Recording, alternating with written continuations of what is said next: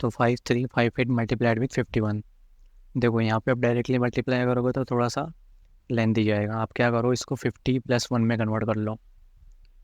50+1 में कन्वर्ट करने का मुझे ऐसा क्यों लगा कर करना चाहिए, देखो ये 5 है और ये 1 है, इससे मल्टीप्लाई करना मतलब बहुत ही आसान है। 1 से मल्टीप्लाई करना और 5 से मल्टीप्लाई करना भी आसान काम है, इसलिए।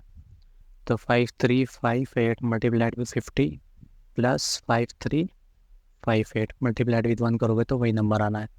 अब ये होगा मल्टीप्लाई 0 का 0, 5 8 ज़ा 40, 5 5 ज़ा 25 प्लस 4 29, 2 कैरी, 5 3 ज़ा 15 प्लस 2 17, 5 5 ज़ा 25 प्लस 1 26, 5358।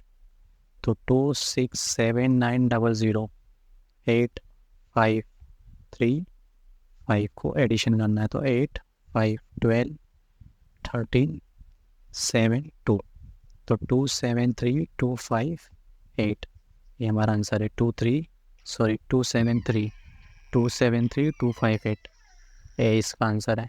मिलते अगले वीडियो में।